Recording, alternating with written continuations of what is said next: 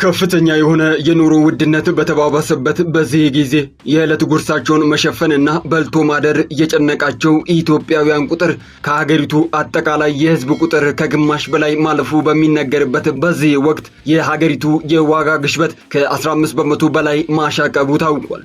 ወዲህ ደግሞ ገዢው መንግስት በጉጉት ሲጠብቀው የነበረው ብድር ተሰርዟል። ለመንግስትም ከባድ ማስጠንቀቂያና ለተቀጣሪ ሰራተኞች የደሞዝ ጭማሪን ያካተተ ማሳሰቢያ ተሰጥቷል። ይህም ለሀገሪቱ ሕዝብ በእንቅርት ላይ ጆሮ ደግፍ እንዳይሆን ተሰግቷል። የዓለም ባንክ ከኢትዮጵያ የ700 ሚሊዮን ዶላር የፋይናንስ ዘርፍ ፕሮጀክት 235.1 ሚሊዮን ዶላር መሰረዙ ታውቋል። የዓለም አበዳሪ ተቋማት በሀገሪቱ የብድር የመመለስ አቅም እንዲሁም በሀገሪቱ ባለፉት ተከታታይ ዓመታት ተጠናክረው በቀጠሉ ጦርነቶች እንዲሁም የኢኮኖሚ አቅም መውደቅ ምክንያት ፊታቸውን እያዞሩ መሆኑ ተረጋግጧል። መንግስት ምንም እንኳን ገበያን ስለማረጋጋቱ እንዲሁም መሰረታዊ ሸቀጦች ላይ በቂ ምርት እንዲሁም የዋጋ ክትትል ስለማድረጉ በተደጋጋሚ ቢገልጽም ዜጎች ከፍተኛ በሆነ የኑሮ ውድነት እየተሰቃዩ ስለመሆናቸው በአደባባይ ማማረር ከጀመሩ ሰነባብተዋል። ዕለታዊ የምግብ ፍጆታዎች መጨመር፣ ከአቅም በላይ የሆነው የመኖሪያ ቤት ኪራይ ዋጋ መጨመር፣ የትምህርት ቤት ክፍያ እንዲሁም የትራንስፖርት ታሪፍና መንግስታዊ መዋጮች ግብርን ጨምሮ የዜጎችን ሕይወት ሲኦል እያደረጉት ይገኛል። የዓለም ባንክ ቃል ገብቶት የነበረውን ብድር ስለምን ሰረዘም? ለመንግስትስ የተሰጠው ከባድ ማስጠንቀቂያ ምንድን ነው? የተከበራችሁ ተከታታዮቻችን ይህንኑ ርዕሰ ጉዳይ ለዕለቱ የትንታኔ አጀንዳችን አድርገን መርጠን አዘጋጅተነዋል። የአክብሮት ግብዣችን በያላችሁበት የዓለም ጫፍ ድረስ የተከበራችሁ ተከታታዮቻችን በእነዚህ ጉዳዮች ዙሪያ ያላችሁን ሐሳብ አስተያየት እየሰጣችሁን ተከታዮቹን ደቂቃዎች አብራችሁን ትቆዩ ዘንድ በአክብሮት ጋብዘናችኋል። ብዙዎች በየዕለቱ ስለሚያማርሩት የኑሮ ውድነት፣ የገበያ አለመረጋጋት እንዲሁም የመኖሪያ ቤት ኪራይ መጨመርና የግብር ጫና እናንተስ ምን ትላላችሁ? ምንስ ታዘባችኋል? በአስተያየት መስጫ መድረኮች ላይ ሐሳባችሁን እያጋራችሁን አብራችሁን ትቆዩ ዘንድ በአክብሮት ጋብዘናችኋል። የተከበራችሁ ተከታታዮቻችን ለአዳዲስ ወቅታዊና ተአማኒ መረጃዎች ቻናላችንን ሰብስክራይብ በማድረግ ቤተሰብ እንድትሆኑ በአክብሮት ጋብዘናችኋል።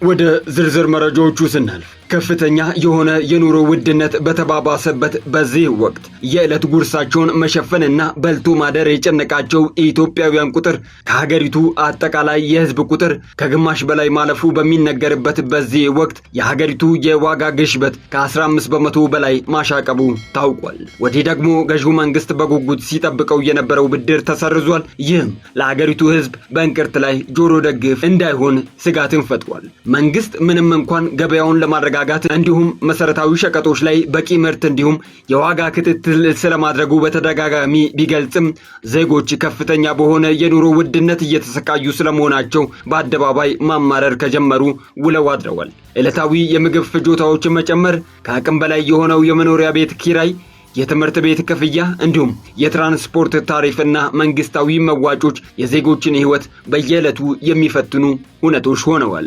ያለፈውን የሐምሌ ወር በሚመለከት የወጣ መረጃ እንደሚጠቁመው ከሆነ የኢትዮጵያ የዋጋ ግሽበት ወደ 15.3 በመቶ ከፍ ብሏል። የስኳርና የቡና ዋጋ በከፍተኛ ሁኔታ ጭማሪ አሳይቷል። በኢትዮጵያ የሐምሌ ወር 2018 ዓ.ም የዋጋ ግሽበት 15.3 በመቶ መድረሱን የኢትዮጵያ ስታቲስቲክስ አገልግሎት ይፋ ያደረገው አዲስ መረጃ አመላክቷል። የዋጋ ግሽበቱ ባለፈው ሰኔ ወር ከነበረው 13.9 በመቶ እና ባለፈው ዓመት ተመሳሳይ ወቅት ከነበረው 13.7 በመቶ ጋር ሲነጻጸር ጭማሪ ያሳየ ሲሆን በዚህም የምግብና ምግብ ነክ ያልሆኑ የፍጆታ ዕቃዎች ዋጋ ዳግም መናሩ ተጠቅሷል። የሐምሌ ወር የዋጋ ግሽበት አሃዝ ባለፈው የበጀት ዓመት አብዛኛው ጊዜ ይታይ ከነበረው የዋጋ ንረት መቀነስ አዝማሚያ የተለየ መሆኑን እና ከፍተኛ ግሽበት መመዝገቡን አሳይቷል። የኢትዮጵያ ስታቲስቲክስ አገልግሎት ኢኤስኤስ አዲሱ መረጃ እንደሚያሳየው ከሆነ ዓመታዊ የዋጋ ንረት በታህሳስ 2018 ዓ.ም 9.7 በመቶ ደርሶ ነበር። ከዚህ በኋላ ግን እንደገና መጨመር ጀምሮ በግንቦት ወር ወደ 13.4 በመቶ እና በሐምሌ ወር 15.3 በመቶ ከፍ ብሏል። ይህ የዋጋ ጭማሪ በተለይም ምግብ ነክ ባልሆኑ ዕቃዎች ላይ ታይቷል። ምግብ ነክ ያልሆኑ ዕቃዎች የዋጋ ግሽበት በሰኔ ወር ከነበረበት 12.2 በመቶ በሐምሌ ወር ወደ 14.8 በመቶ አድጓል። የምግብና አልኮል ያልሆኑ መጠጦች የዋጋ ግሽበትም በሰኔ ወር ከነበረበት 15.1 በመቶ ወደ 15.7 በመቶ ከፍ ብሏል።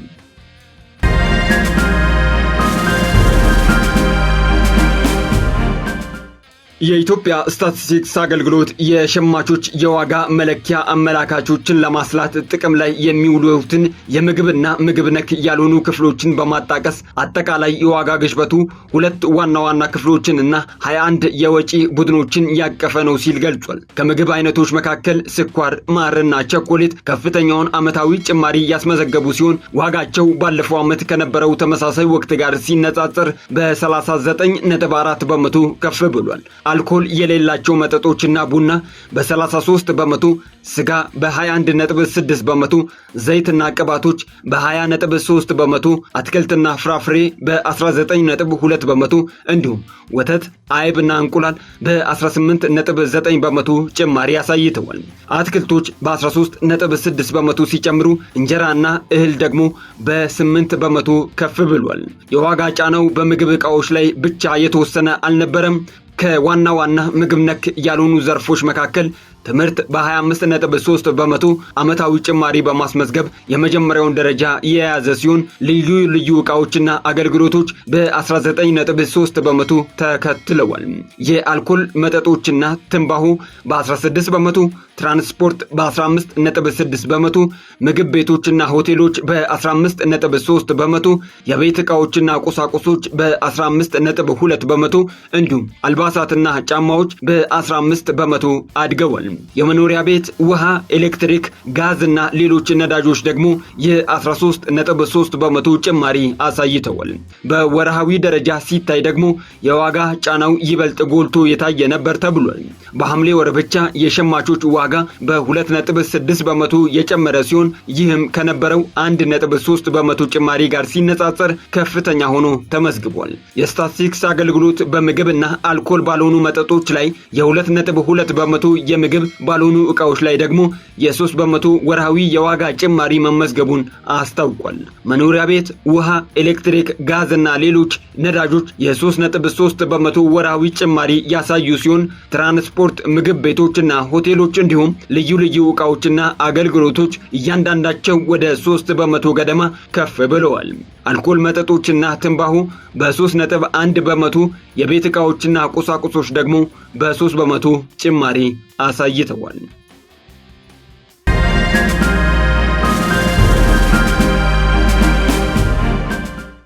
በወር ውስጥ የምግብ ዋጋ መጨመሩን የቀጠለ ሲሆን ስጋ ከሰኔ ወር አንጻር በ4.4 በመቶ ሲጨምር አልኮል የሌላቸው መጠጦችና ቡና ደግሞ በ3.2 በመቶ አድገዋል።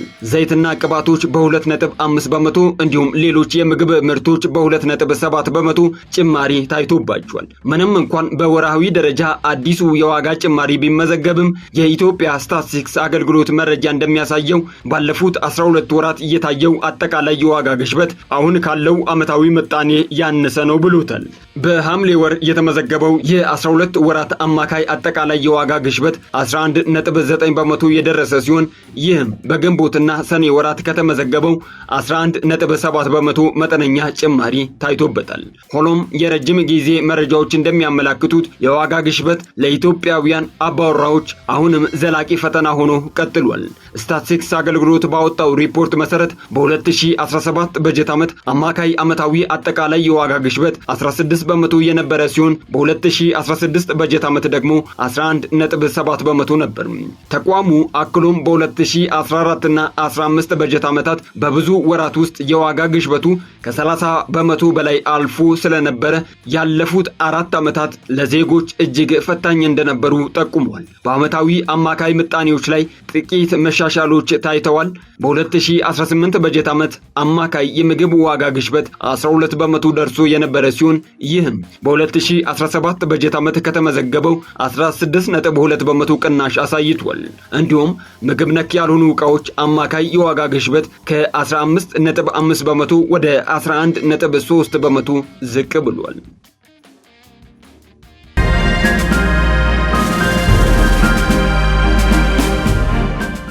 ለአባወራዎቹ አዲሱ መረጃ የሚያሳየው በሐምሌ ወር የበርካታ ዕቃዎችና አገልግሎቶች ዋጋ ባለፈው ዓመት ተመሳሳይ ወቅት ከነበረው በከፍተኛ ሁኔታ መጨመሩን ነው። በተለይም አጀንዳዎቹ መሰረታዊ የፍጆታ ዕቃዎች ከአጠቃላይ የዋጋ ግሽበት ምጣኔ በላይ በከፍተኛ ፍጥነት ጨምረዋል። የስኳርና ተዛማጅ ምርቶች ዋጋ ወደ 2/5 ያደገ ሲሆን የቡናና ሌሎች አልኮል የሌላቸው መጠጦች ዋጋ ደግሞ በ1/3 ከፍ ማለቱን የአዲሱ የዋጋ ግሽበት ተመጣጣኝ ያልሆነ ተጽዕኖ ያሳያል።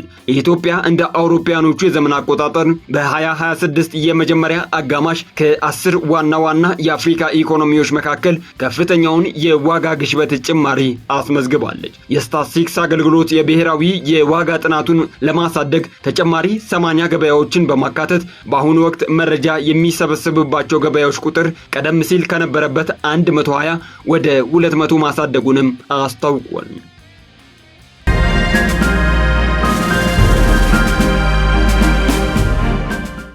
ይህ በእንዲህ እንዳለ የዓለም ባንክ ከኢትዮጵያ የ700 ሚሊዮን ዶላር የፋይናንስ ዘርፍ ፕሮጀክት 235.1 ሚሊዮን ዶላር መሰረዙ ታውቋል። የዓለም ባንክ ለኢትዮጵያ የፋይናንስ ዘርፍ ማጠናከሪያ ፕሮጀክት ወይንም ፋይናንሻል ሴክተር ስትሬንግዚንግ ፕሮጀክት FSSP ከመደበው 700 ሚሊዮን ዶላር 235.1 ሚሊዮን ዶላር በግንቦት ወር መሰረዙን በፕሮጀክት አፈጻጸም ሪፖርቱ አስታውቋል። የዓለም ባንክ የፕሮጀክቱን አፈጻጸም ደረጃን እስካሁን የተመዘገቡ ውጤቶችን አስመልክቶ አርብ ነሐሴ 15 ቀን 2018 ዓ.ም ይፋ ያደረገው ሰነድ እንደሚያመላክተው የ235.1 ሚሊዮን ዶላር ፋይናንስ ስረዛው የፕሮጀክቱን መዋቅር በማሻሻል የተከናወነ ነው ብሎታል። የኢትዮጵያ ቁልፍ የመንግስት የፋይናንስ ተቋማትና የባንክ ንዑስ ዘርፉን የቁጥጥርና የክትትል ስርዓት በማጠናከር የፋይናንስ ዘርፉን ለማረጋጋት የተዘረጋውና በኢትዮጵያ ብሔራዊ ባንክ በኢትዮጵያ ንግድ ባንክ በኩል የሚያስፈጽሙትን የ700 ሚሊዮን ዶላር የብድር ፕሮጀክት ስምምነት የዓለም ባንክ ከገንዘብ ሚኒስቴር ጋር የተፈራረሙ ታህሳስ 22 ቀን 2017 ዓ.ም እንደነበር የፕሮጀክት ትግበራው የጀመረው በሚያዝያ ወር 2017 ዓ.ም መሆኑንም ሰነዱ ያስረዳል።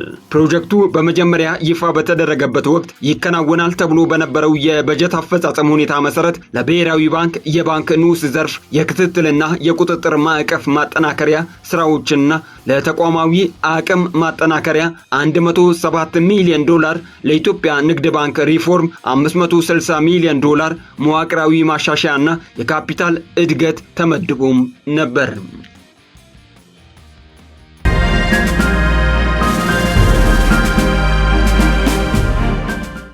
ክቡራን ተከታታዮቻችን ለዕለቱ ያሰናዳነው ዝግጅታችን ይህንን ይመስል ነበር። በሌሎች አዳዲስና ወቅታዊ መረጃዎች እስክንገናኝ ሰላም ቆዩን። ለአዳዲስ ወቅታዊና ታማኒ መረጃዎች ቻናላችንን ሰብስክራይብ በማድረግ ቤተሰብ ይሁኑ።